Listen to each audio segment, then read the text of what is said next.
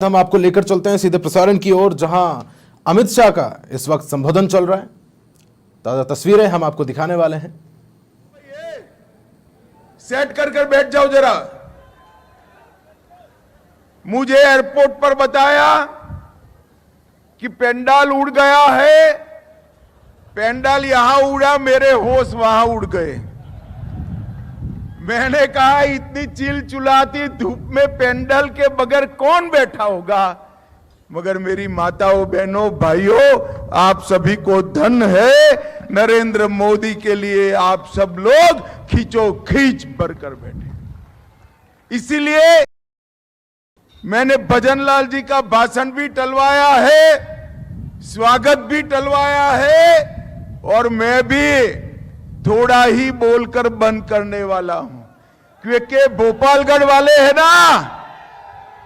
अरे सुनो यार, भाषण तो वहां देना पड़ता है जहां समझने में देर हो। भोपालगढ़ वाले तो इशारा समझने वाले लोग गए, है ना भाई? जरा जोर से बोलो, है ना? तो भाई और बहनों, सबसे पहले मैं देवी सुंधा माता, आशापुरा माता, सारणेश्वर महादेव, भगवान ऋषभदेव और श्री आई माता मंदिर को प्रणाम कर कर राजस्थान में आया हूं, जिन्होंने हमारे संघर्ष को चार चांद लगाने के लिए महाराणा होने के बावजूद जंगल में घूमना पसंद किया। ये वीर महाराणा प्रताप को प्रणाम कर कर मेरी बात करना। ठाकुर कुशाल सिंह जी, जिन्होंने 1857 की क्रांति में देश के लिए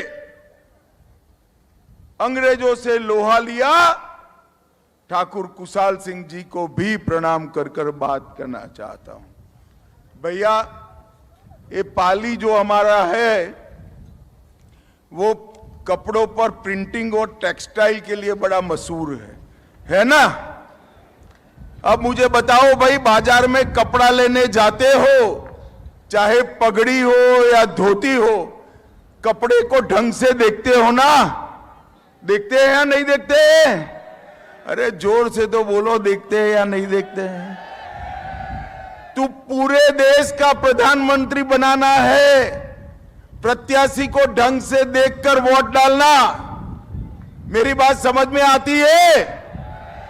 दो लोग हैं, एक और 23 साल से वैकेशन करे बगैर भारत माता की सेवा करने वाला नरेंद्र मोदी है, और दूसरी ओर हर 3 महीने में थाईलैंड विदेश में वैकेशन करने वाले राहुल बाबा है।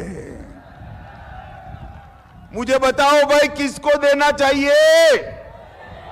अरे जोर से बोलो, किसको लेना चाहिए? भाई और बहनों, दो तरफ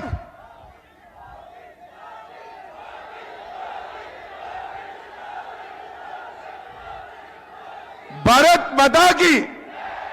भाई और बहनों, मुझे आता था तब एयरपोर्ट पर बताया कि बहुत गर्मी का ग्राफ ऊपर जा रहा है। मैंने एयरपोर्ट ऑफिसर को अहमदाबाद में बताया, गर्मी का ग्राफ जितना ऊपर जाएगा, भाजपा की सीटों का ग्राफ भी ऊपर जाने वाला है। पहले चरण के मतदान में देश भर में बम्पर वोटिंग हो रही है, और जो जाता है मोदी मोदी के नारे लगाते हुए बाहर आता है। भाई और बहनों, गत चुनाव में आपने 303 सीटें दी थी, और इस बार मोदी जी ने कहा है कि क्या होगा? क्या होगा? क्या होगा? देखिए भोपालगढ़ वालों, आपके सामने दो ऑप्शन है। एक और 55 साल और 4 पीढ़ी राज करने वाले नेहरू गांधी परिवार है, और दूसरी ओर नरेंद्र मोदी जिसने 10 साल में गरीबों के लिए करोड़ों गरीबों को गरीबी के बाहर निकाला है।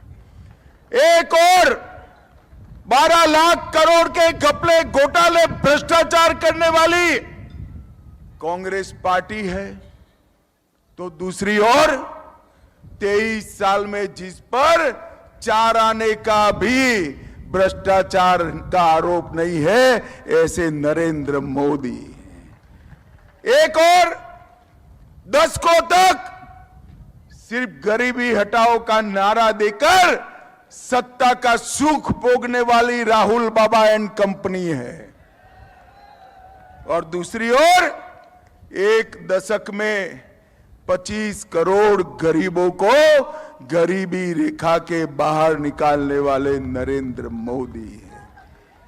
एक और हर 3 महीने में छुट्टी में विदेश जाने वाले गांधी परिवार के शहजादे राहुल बाबा है, और दूसरी ओर 23 साल से दीपावली भी छुट्टी लिए बगैर सरहद पर जाकर जवानों के साथ मिठाई खाने वाला नरेंद्र मोदी है। एक और 10 साल के अंदर आतंकवाद, नक्सलवाद को चरम सीमा पर पहुंचाने वाली कांग्रेस पार्टी है, और दूसरी ओर 10 साल में आतंकवाद को खत्म करने वाला नरेंद्र मोदी है।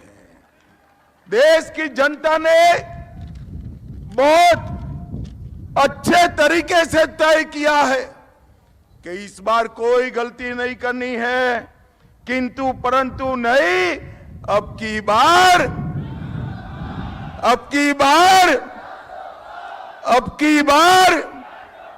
अब मुझे पूछते हैं कि 400 पार क्यों करना है। मैं उनको बताता हूं, नरेंद्र मोदी जी चाहे ओबीसी हो, एससी हो, एसटी हो, आरक्षण के सबसे बड़े समर्थक नरेंद्र मोदी हैं। कांग्रेस पार्टी कहती है 400 पार क्यों चाहिए, भोपालगढ़ वालों 300 पार कराया, हमने धारा 370 को समाप्त कर दी। 300 पार कराया, भारत के अर्थतंत्र को 5वें नंबर का अर्थतंत्र बनाया।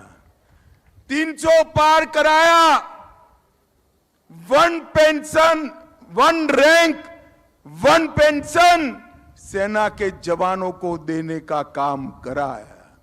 300 पार कराया, ट्रिपल तलाक को समाप्त कर दिया। 300 पार कराया, माताओं बहनों जोर से ताली बजाना, विधानसभा में माताओं बहनों को 33% आरक्षण देने का काम नरेंद्र मोदी जी ने किया। 300 पार कराया, सीएए पारित कराया, 300 पार कराया, यूसीसी लेकर आए, और सबसे बड़ी बात 300 पार कराया, रामलल्ला का भव्य मंदिर अयोध्या में बना। 500 साल से एक कांग्रेस पार्टी रामलल्ला टेंट में थे। आजादी मिली तब से उनके माथे पर लकीर नहीं खींचते। भाई और बहनों, सालों तक रामलल्ला को टेंट में बिठाए रखा। राम जन्मभूमि का केस लटका कर रखा, अटका कर रखा, भटका कर रखा। मोदी जी को दूसरी बार प्रधानमंत्री बनाया, एक ही झटके में केस भी गया, भूमि पूजन भी हुआ, और रामलल्ला का प्राण प्रतिष्ठा भी हो गया। और 500 साल के बाद हमारे रामलल्ला ने अपना बर्थडे नए मंदिर में बनाने का काम किया। भाई और बहनों, एक कांग्रेस पार्टी जब निमंत्रण मिला प्राण प्रतिष्ठा महोत्सव का, उसमें भी नहीं गए। उनको डर लगता है इनकी वोट बैंक से, माइनॉरिटी की वोट बैंक से डरते हैं। भाई और बहनों, हम नहीं डरते हैं। न केवल राम मंदिर, काशी विश्वनाथ कॉरिडोर, महाकाल कॉरिडोर, सोमनाथ का मंदिर सोने का बन रहा है, और इसके साथ साथ काली माता की शक्तिपीठ बनाने का काम भी नरेंद्र मोदी जी ने किया। मुझे बताओ भाई, पाली भोपालगढ़ वालों, कश्मीर हमारा है या नहीं है? सब लोग बोलो भाई, है या नहीं? एक कांग्रेस पार्टी के अध्यक्ष कहते हैं राजस्थान वालों का कश्मीर से क्या लेन देन। अरे खड़गे जी, इतिहास उठाकर लिख दो। देश प्रदेश कोई भी हो, राज्य कोई भी हो, जब देश की सीमाओं पर हमला हुआ, मेरे राजस्थान के जवानों ने शहादत दी है, शहादत दी है। भाई और बहनों, 370 हटनी चाहिए या नहीं हटनी चाहिए? जोर से बोलो, हटनी चाहिए या नहीं हटनी चाहिए? ये राहुल बाबा कहते हैं 370 हटेगी तो खून की नदियां बह जाएगी। भाई और बहनों, 5 अगस्त 2019 को मोदी जी ने 370 को समाप्त कर दिया। और राहुल बाबा, खून की नदियों की क्या बात करते हो? कंकर चलाने की किसी की हिम्मत नहीं है, कंकर चलाने की। मोदी जी ने इस देश को सुरक्षित किया है। मोदी जी ने इस देश को समृद्ध करने का काम किया है। और भाइयों और बहनों, सबसे बड़ा काम मोदी जी ने किया है तो मेरे पिछड़े समाज के सभी भाइयों बहनों को सम्मान देने का काम नरेंद्र मोदी जी ने किया है। अब तक कभी भी कांग्रेस पार्टी ने ओबीसी को, पिछड़े समाज को, काका साहेब कालेलकर कमीशन की रिपोर्ट हो, मंडल कमीशन की रिपोर्ट हो, सबका विरोध किया। मोदी जी ने ओबीसी को संवैधानिक मान्यता देने का काम नरेंद्र मोदी जी ने किया है। भाई और बहनों, 37% 37% सांसद ओबीसी है, 27 मंत्री ओबीसी है, और प्रधानमंत्री स्वयं ओबीसी है। भाई, स्वयं ओबीसी। और ये राहुल बाबा ओबीसी की बात करते हैं। ये पाली वालों, भोपालगढ़ वालों, ये पीपी चौधरी कामकाज में तो वकील है, मगर जब पाली भोपालगढ़ की बात आती है तो ऐसे लड़ाका आदमी मैंने नहीं देखा है, सबसे लड़ पड़ता है। पाली और भोपालगढ़ के विकास के लिए पाली स्टेशन का पूर्ण आधुनिकीकरण करा। उज्ज्वला योजना के तहत राजस्थान में सबसे ज्यादा गैस के सिलेंडर कोई एक जिले में बटे तो पाली में 1,74,000 बटे। शौचालय 85,000 से ज्यादा बटे। जनधन योजना, हजारों लोगों को बैंक के अकाउंट मिले। 12,000 लोगों का स्किल ट्रेनिंग कराया। 12,000 लोगों में से 9,000 को नौकरियां मिली। और ग्रामीण क्षेत्र में 50,000 सोलर स्ट्रीट लाइट लगाने का काम हमारे चौधरी साहब ने किया है। भाई और बहनों, मोदी जी ने गरीब को गैस दिया, गरीब को घर दिया, गरीब को बिजली दी, गरीब को शौचालय दिया, गरीब को 5 लाख तक का स्वास्थ्य का पूरा बीमा दिया, और गरीब को 80 करोड़ गरीबों को प्रति व्यक्ति प्रति माह 5 किलो अनाज फ्री ऑफ कॉस्ट देने का काम नरेंद्र मोदी जी ने किया है। भाई और बहनों, आज मैं यहां आया हूं तब राजस्थान के नेता अशोक गहलोत जी को भी पूछना चाहता हूं। और गहलोत जी, 2004 से 14 आपकी सरकार थी, सोनिया मनमोहन की सरकार थी। हिसाब किताब देंगे क्या आप कि आपने राजस्थान को क्या दिया था? देना चाहिए या नहीं देना चाहिए? भी बताओ, आप बताओ भाई, देना चाहिए या नहीं देना चाहिए? वो नहीं देंगे, मगर मैं बनिया हूं, मैं तो लेकर आया हूं, पाई पाई का हिसाब लाया हूं। ध्यान से सुनना पाली वालों, 10 साल तक सोनिया मनमोहन सरकार ने 1,61,000 करोड़ रुपया राजस्थान को दिया था। कितना दिया था? जोर से बोले, 1,61,000। कितना?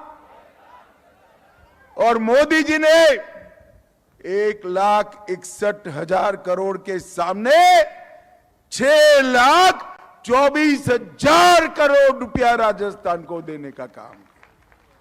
इसके साथ साथ 2.5 लाख करोड़ रुपया, 1,30,000 करोड़ सड़क निर्माण का, 1,11,000 करोड़ रेलवे का, 7,000 करोड़ एयरपोर्ट का और 60,000 करोड़ की रिफाइनरी अलग से ये सौगात नरेंद्र मोदी ने राजस्थान को देने का काम किया है। भाई और बहनों, ये कांग्रेस पार्टी कभी देश का भला नहीं कर सकती। नरेंद्र मोदी जी ने तीसरी बार प्रधानमंत्री बनने के लिए भारतीय जनता पार्टी आज विनती लेकर आपके सामने आई है। और मैं आपको एक मोदी गारंटी बता देता हूं, मोदी जी को तीसरी बार प्रधानमंत्री बनाइए, हमारा अर्थतंत्र संसार का तीसरे नंबर का अर्थतंत्र बन जाएगा। भाइयों बहनों, तीसरे नंबर का। राजस्थान के अंदर भजनलाल जी ने ये तुष्टीकरण की राजनीति करने वाली कांग्रेस पार्टी की राजनीति को समाप्त किया। किसी की हिम्मत नहीं है, महिला, दलित, बहुसंख्यक समाज, इस पर कोई हमला कर सके। और सबसे बड़ी बात थी, 24 बार पेपर लीक हुए थे, भजनलाल के एसआईटी बनाते ही पेपर लीक करने वाले पलायन कर गए हैं, पलायन कर गए हैं। भजनलाल जी ने पेट्रोल और डीजल के दाम कम किए, एमएसपी को बढ़ाने का काम किया और कई सारी मोदी गारंटियां एक कम समय के अंदर भी पूरी करने का काम भजनलाल शर्मा ने किया है। भाई और बहनों, मैं आज इतना ही कहने आया हूं। हमारे नेता पीपी चौधरी जी को, उनके आगे आओ चौधरी साहब, उनके नाम के सामने एक कमल निशान है, इस पर जो बटन दबाएंगे वो सीधे सीधा नरेंद्र मोदी को प्रधानमंत्री बनाएगा। मुझे बताओ पाली वालों, कमल के निशान पर बटन दबाएंगे? पक्का? वादा? आपकी गारंटी है? मगर देखो भाई, जैसे वैसे नहीं दबाना है। कमल के निशान पर बटन इतने गुस्से के साथ दबाना कि बटन तो भोपालगढ़ में दबे, करंट इटली में लगे। दबाएंगे? चौधरी साहब को जिताएंगे? 400 पार कराएंगे? मोदी जी को प्रधानमंत्री बनाएंगे? तो दोनों हाथ उठाइए, विजय के संकल्प का मुट्ठी बीचे और प्रचंड आवाज से बोलिए, भारत माता की, भारत माता की जय श्री राम, जय जय श्री राम। फिर से एक बार इतनी कड़ी धूप में बैठा रहने पड़ने के लिए और आप बैठकर हम सबको सुने, आप सभी का हृदय से बहुत बहुत धन्यवाद, आभार।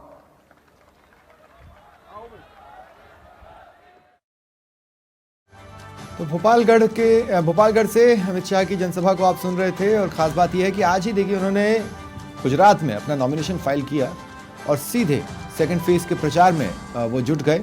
भोपालगढ़ में उनकी जनसभा, यहाँ से वो उदयपुर जाएंगे जहाँ पर उनका एक रोड शो होना है। सीएम भजनलाल शर्मा उनके साथ मौजूद हैं, पहले ही जोधपुर पहुँच चुके थे।